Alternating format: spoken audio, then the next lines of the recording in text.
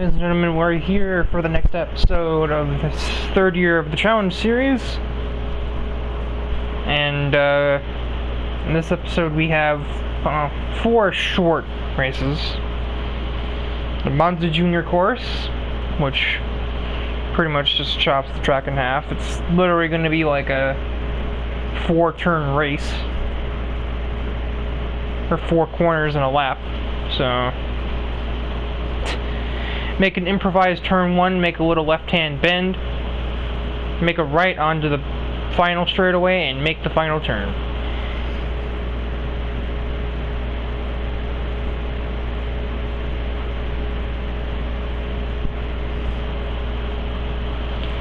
Any car that has top speed here should be dominant, so I would expect more of what we've seen up to this point from the Mustangs and the Countaches.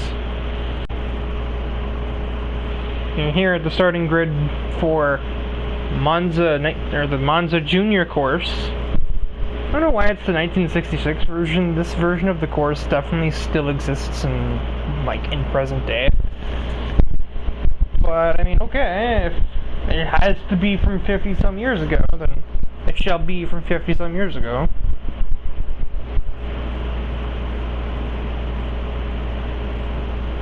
And Travis is once again the pole sitter.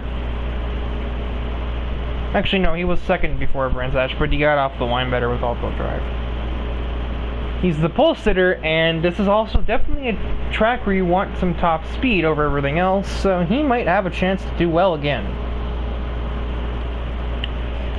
His stiffest competition will likely be your choice of Hernandez, Kawashiro, and DePrisco, because the other Mustangs and Countaches are much too far back to do anything with it. Thrasher maybe, but Nidori is going to get there way before he does.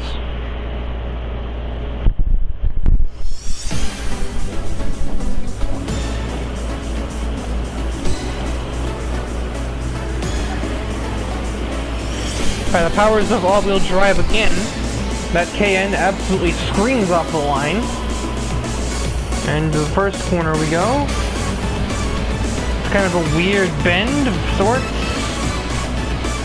It's a 2x2 procession for the most part in the back.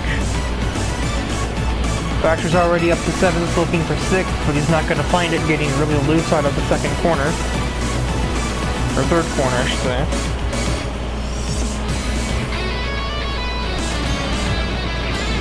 As Gina looks for a pass on Taylor, Nitori and Pablo will go too wide into the same corner.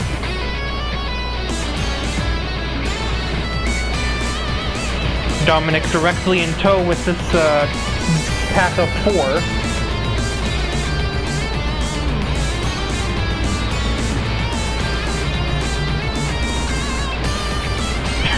Pablo is absolutely lost trying to find his way around the Lotus.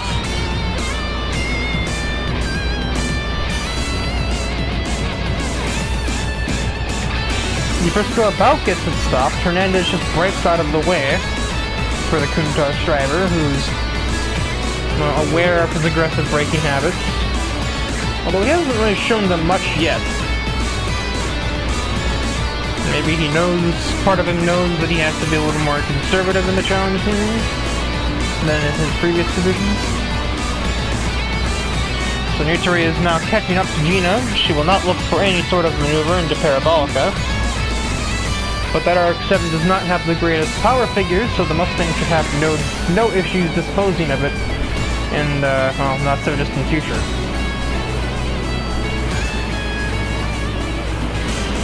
Wayne Hansen is also making his way through the field at a rapid pace. He's up to 7th after starting 11th.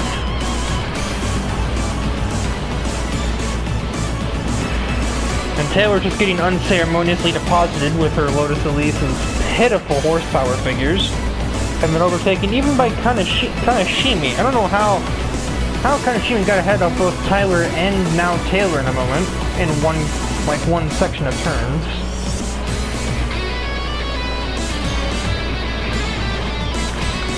Wow, that really did not have a good turn 1, as he also got overtaken by Zolna in the M3. Nitori is still reluctant to try a pass on Gina. But she might want to speed it up, because otherwise there's going to be a Countach to deal with. Sticking to Countach, the other one, Hansen, just got around Thrasher for P6.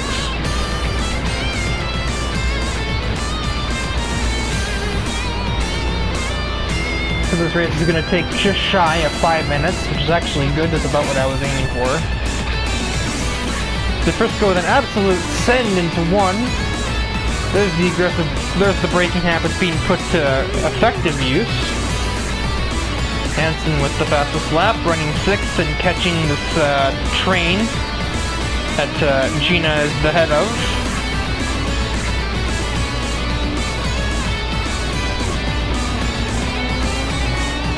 The two R34s are fighting for not last. Taylor continues to plummet, and somehow along the way, Tyler fell out of the points positions.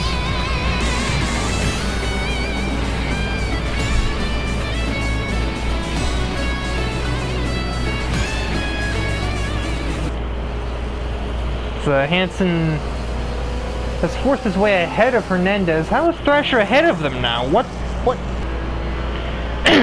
So, I guess now we shall demonstrate. How did Thrasher get ahead of Hansen and Hernandez after being overtaken by Hansen? Well, here's how. Yeet! Is it really any wonder why DePrisco is literally here to get revenge on that guy? His driving is unsteady, to say the least. DePrisco has made his way to 2nd place. He will have one corner to attempt to overtake the Porsche Cayenne and win the race. Or he can just out-drag it, but the Cayenne does have formidable horsepower, so he won't have such an easy time with that as he will everything else in the grid. Well, he's not even going to be close to it going into the last turn. So I think that for the 2nd race in a row, the winning driver is going to be Travis Wild and the Porsche SUV. Dominic is right there, but that Porsche power, if you will, is going to keep Travis Wild out of danger and into the win. Gina holds on for a surprise podium in the RX-7. And while Hansen did eventually get back ahead of Hernandez, it was not an impressive showing from him. The BMW is placed 7-8 and the R34 is finished bottom 2.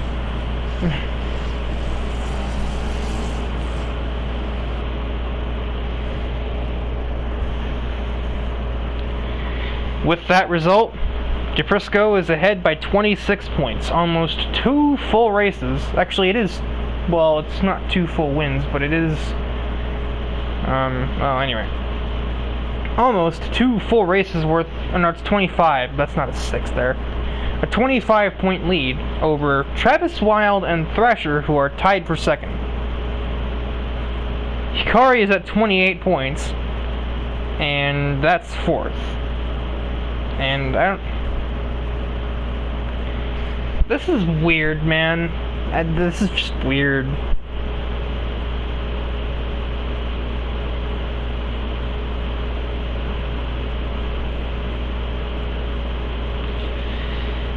Anyway, into the Red Bull Ring for a quick 3-lap GP circuit event. We are not doing the national circuit because it was boring as sin last time. On the starting grid for Red Bull Ring, and the game has finally decided to put a chain on Travis Wild's nonsense, winning races in an SUV. DePrisco starts midway in the field. Thrasher not doing this Mustang. How does that happen? That's funny. Taylor splits the R34s. It goes R34 Lotus, R34 Lotus.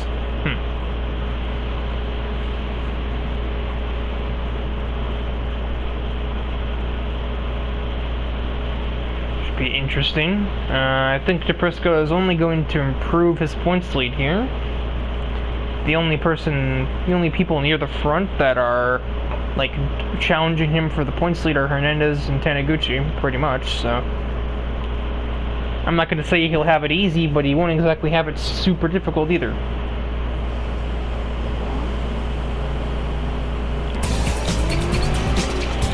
The all-wheel drive launch on the R34s is actually not really that helpful. Taylor is still keeping alongside them as we head towards the first corner.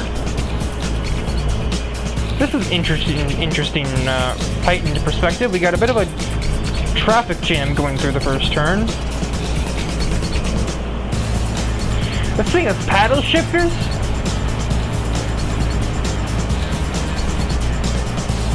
Travis is completely boxed in by Gina and Thrasher. Again, this thing has paddle shifters? I gotta change the camera back. As Morris Solna has absolutely wasted no time. He's gonna be into second place. Mind you, he started 8th. What the heck? I gotta see this. Just peeling off the grid here. Well, he gets 2 cars off the line, gets a third with Isabella. Kaneshimi dives out of the way, so he's already up 4 places, and we're just getting down to the second straightaway. And then I think he just outbrakes Taniguchi into turn 3. Yes, it is 3. Technically, this little left counts as a turn. Don't ask. Yeah, he just suddenly decides he's gonna throw it in on the R34, and then he outdrags Taylor's Lotus.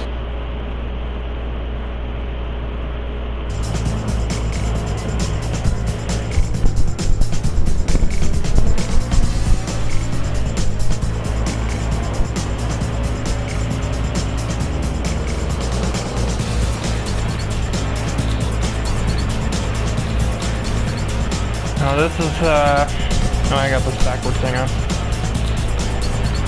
This is a dangerous combination of drivers near each other right now. DePrisco and Hansen. Well, I mean, Hansen's neutral. He doesn't really know that DePrisco hates his guts. It should be a safe assumption, considering Wayne Hansen's aggressive driving gave DePrisco a year's sentence in jail for reckless driving. Hernandez just about ran into Taylor there over what looks like 3rd place.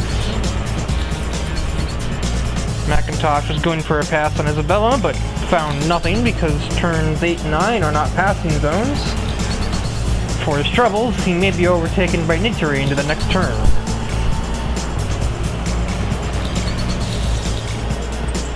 This is a mess. We got Hansen overtaking Kaneshimi, which has failed. And we have DePrisco overtaking Hikari, which was a success. Bit of grass cutting for the kind of knife-shaped Countachs. Sakai is kind of blocked in here. Hansen still too wide with the R34.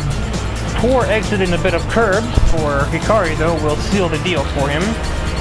And DePrisco just steams past Taylor.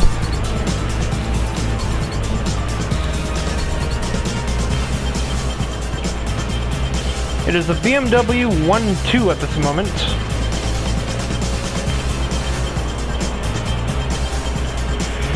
DePrisco looks like he would like to change that. He's certainly making good progress towards it. He's about to be 3rd, maybe, if he can get a decent run on Marvin Manuel here. Although at the same time, he will have to wait for the first corner to pass, at which point the BMWs will probably be out of reach. So maybe not. So here's Nitori after Tyler's attempt at passing the Lotus ahead. And then right as I was about to click away, I didn't notice that arrow, but here comes Travis Wild, making it 3 wide into turn 1. So who messes up? Oh, Nitori just turns in on Travis and spins straight into the wall.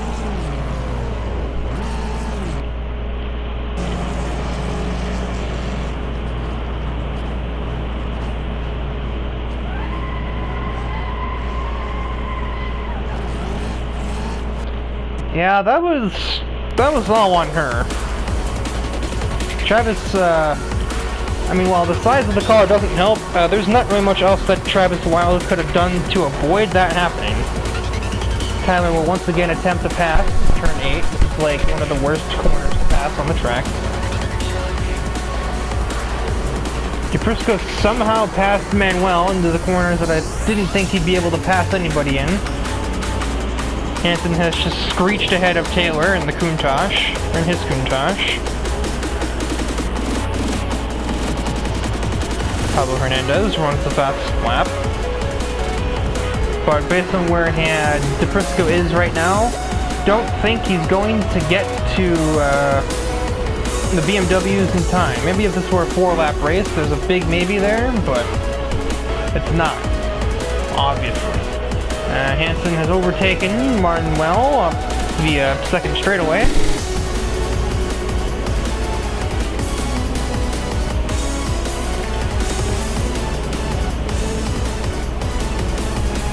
And now it is McIntosh versus Travis Wilde, just a score. McIntosh raced with Travis's dad many times throughout the course of different series. Yeah, you don't have the cornering for that, big man. You cannot hold the outside in a Porsche Cayenne. Not even you can pull that one off, Travis.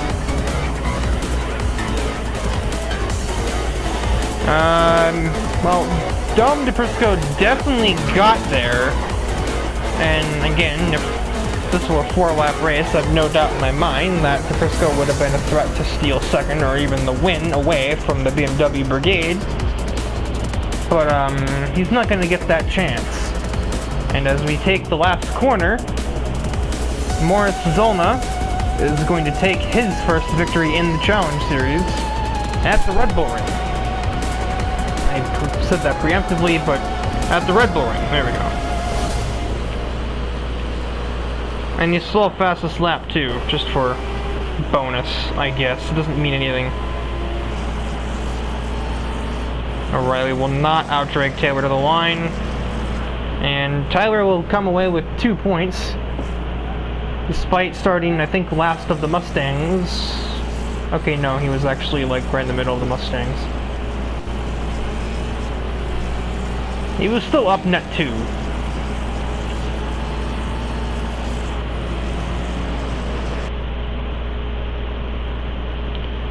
So mark that down. Moritz Zollner has a win.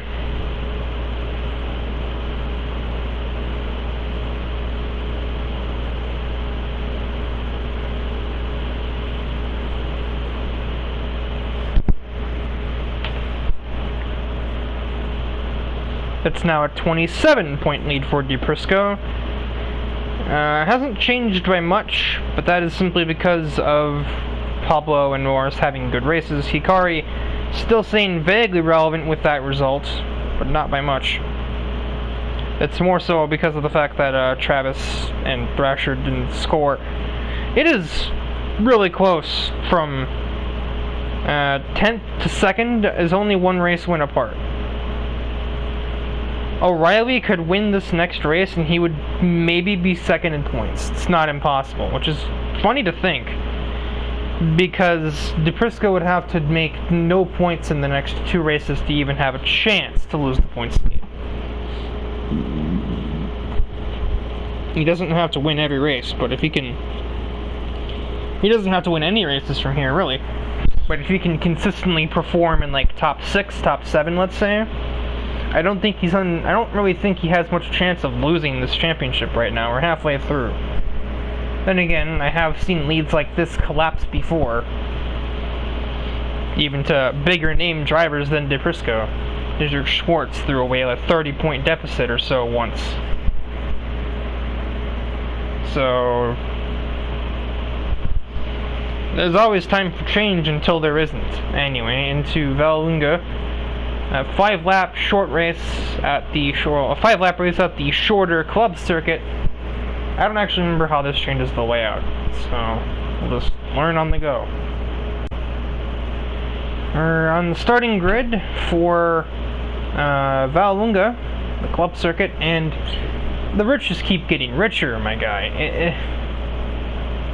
Hernandez is at the front, so he can at least minimize the damage a little bit. Thomas O'Reilly could fulfill that promise almost of winning the race and being second in points, minus the fact that Pablo Hernandez is where he is, thus denying that.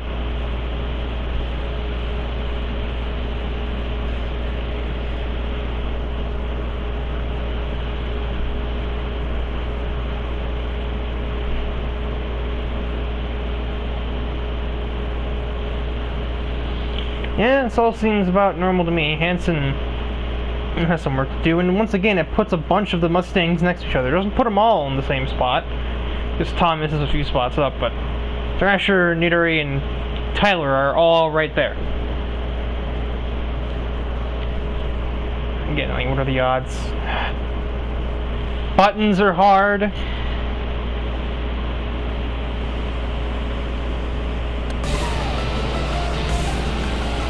Can Thomas somehow beat the Countach through the first set of corners? Probably not. He's on the outside.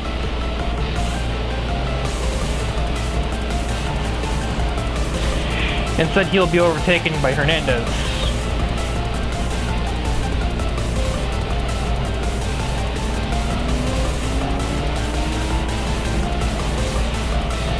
And also by Manuel. Maybe.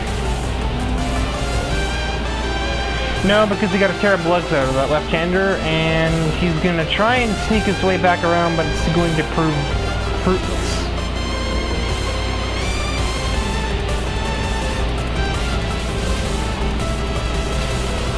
Tanashimi just got Tyler around the outside, I think. Hansen down a spot from where he started. Thrasher got by him. Persico's already a second and change ahead of the next car. Isabella quite wide, even though Thrasher was hugging the apex, meaning she had more than enough room to not almost drive off the track. Thrasher might have completed that overtake, but also might not have. I know he has, never mind. The AI will sometimes make return to sender type moves going through the left-hander. Instead, no, Isabella's woes are going to continue as here comes the Countach of Hansen, and, well, that won't work yet. Actually, never mind, it did. Hansen's held the outside and is going to make away with the position.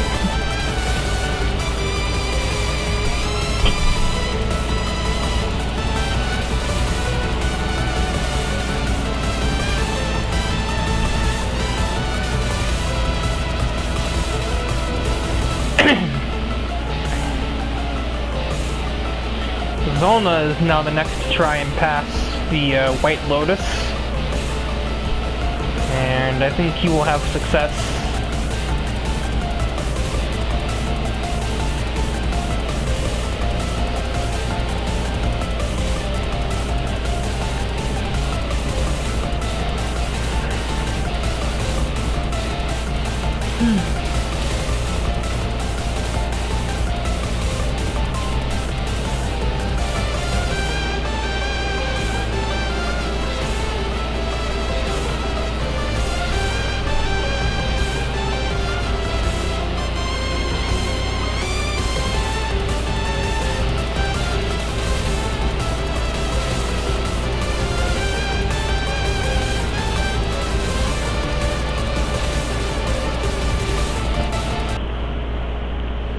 Oh, Hansen's claimed another one. He's taken Thrasher clean out.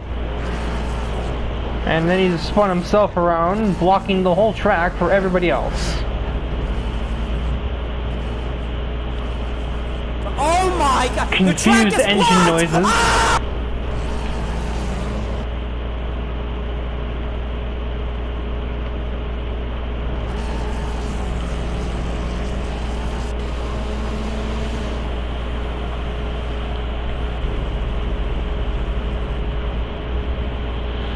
Taylor's gonna barely squeeze by, but I think that anybody that's stuck behind Thrasher... Oh, never mind, they will not be DNF'd.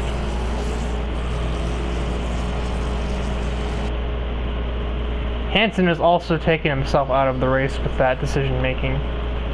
So that's his second takeout in one episode. He's may as well have signed up for DoorDash.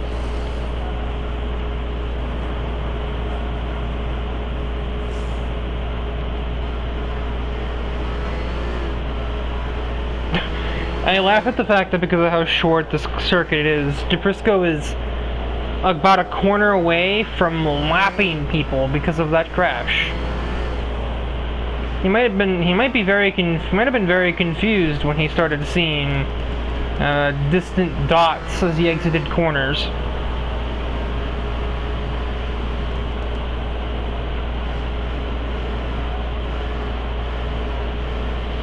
And you get an idea of the gap that created between 5th, 6th, 7th, and 8th. DeFrisco's already finished the race, so he's won another one. Hernandez will place second. And Riley third. Not too far behind is Marvin Manuel, and then we get to wait a bit.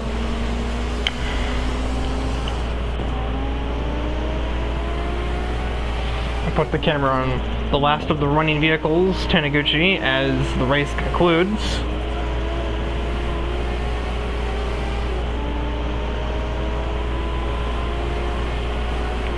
This is going to add just further dissonance to the point standings. This might be a full two-race lead.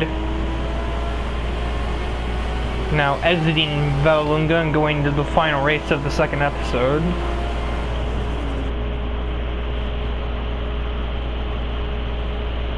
Yep, 30 points, and Hernandez is the only one that's even close. It's then 16 more. Oh, that's weird. So O'Reilly and O'Reilly and Zolna are tied for third at 34. Manuel and Taniguchi are tied for fifth at 31. Thrasher and Travis Wild are tied for seventh at 30. And Taylor and Wayne Hansen are tied for ninth with 29. How does this happen?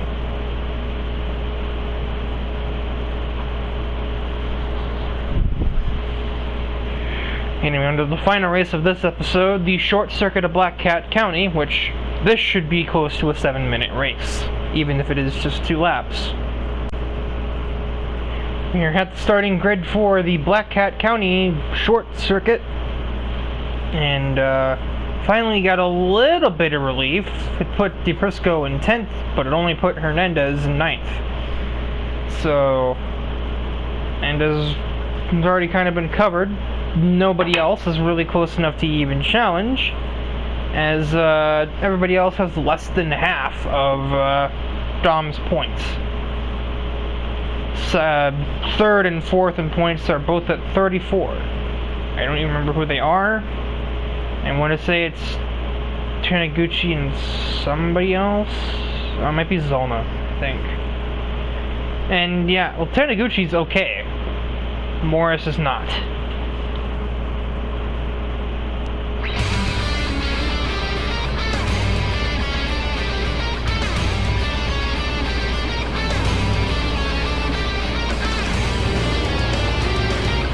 Put the camera on in the old car and have the race begin. Travis Wild with an absolutely godlike start from his all-wheel drive high horsepower SUV. He will gain 4 places before he even reaches the first corners. And I watch as he loses all of them and gains Nitori a bunch of time in the process.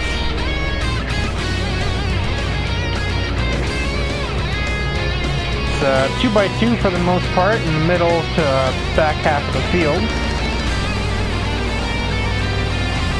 Tyler's had a decent start, up 2 spots from where he began, possibly followed Travis through on the opening run.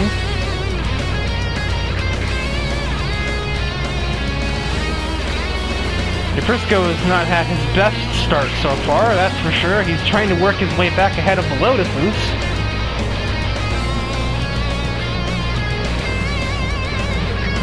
And he's hit the wall trying to not run into Taylor. The difference between him and the other Countach is if that were happening to Hansen, he'd have probably turned right a little bit sharper instead. And probably just run into her.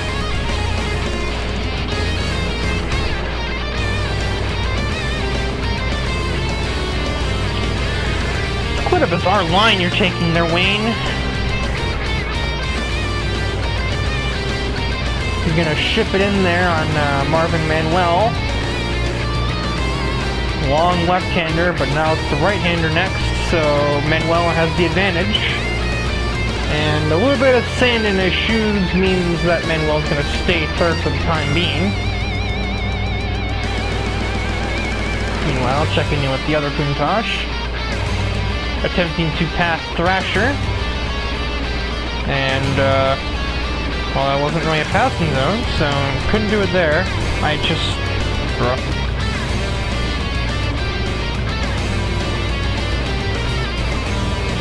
And Taniguchi's had a terrible start. He's down to 9th from 4th. Junior not doing hot either, running 7th. Lost 2 places already, and we haven't even finished the first lap. Might be 3 in a second. As here comes Zollner from 12th on the grid to pass Gina for 7th before the end of the first lap. For a second I thought that was 3 wide. It might honestly still become 3 wide if Pablo gets too aggressive. Instead, he puts himself into a wall and has to deal with the other E92 for through the hairpin. Shouldn't be hard, he's on the inside. Frisco has dealt with Isabella for 12th place.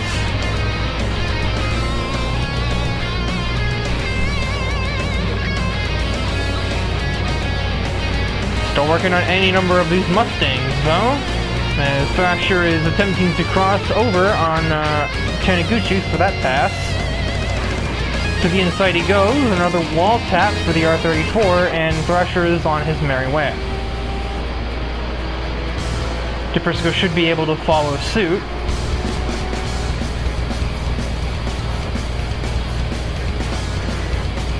Manuel starting to fall down the order, and Hansen is up into the podium spots, fighting Travis Wild for 2nd place. Inside line versus actual cornering speed, who wins?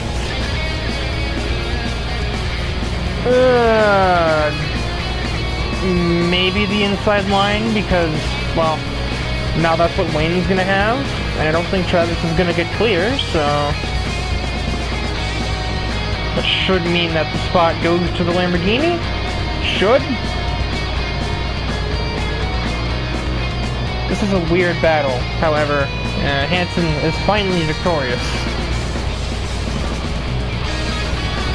And Pablo is harassing Tyler pretty much, how close he's running to him. Frisco is up into, we already covered this, I think. The program. He still can't find his way into points. However, I think he can probably take an off race. Pablo is getting decent points here. Running 5th, chance to make it 4th or 3rd with any luck. He just needs to make extra careful that he doesn't get overtaken by Morris Zollner and the other BMW. Or anybody else for that matter. Well, with Zollner running lines like that, maybe he won't have to worry too much.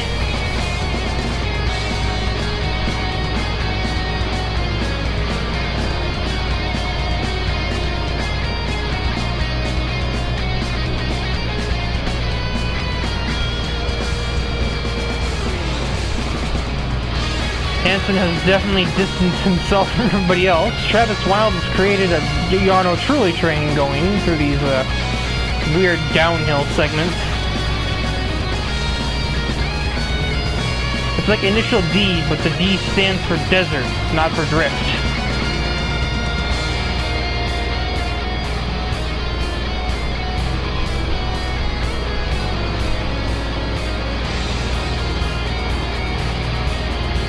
Riley looks for a move on Gina up ahead. Meanwhile, Dom's going to send it on Thrasher and attempt to score a point. They'll both get cut off by O'Reilly, though, and that'll make this hairpin interesting. He's going to now maybe send it on O'Reilly for 9th. He may succeed, and I think he has. However, with much help from Travis Wild's big SUV. Victory is going to take a pretty, well, not commanding win because Wayne Hansen was probably catching. Still a pretty decent margin for a 2-lap event.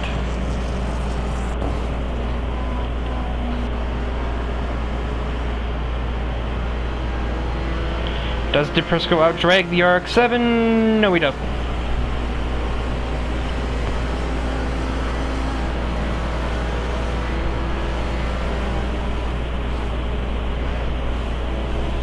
Yeah, Hansen had the fastest lap by nearly 2 seconds, unfortunately for him. That didn't seem to get him super far because, well, Travis Wild existed. He existed very slowly. So that will wrap things up for episode 2 of year 3. The lead has been cut down to 24 points following DePrisco's less than ideal round. However, it's still Pablo Hernandez as his lone challenger. Nobody else is even close to him right now. Wayne Hansen, who's in 3rd in points after that race he just had, has half of the leader's points. And he's only 1 ahead of Travis Wild, who's only 1 ahead of Marvin Manuel. No, Zolna, I'm getting cross-eyed. Yeah, so that'll do it for this episode. Next time we'll complete Tier A with Megion, Nürburgring, Imola, and the Barcelona MotoGP circuit.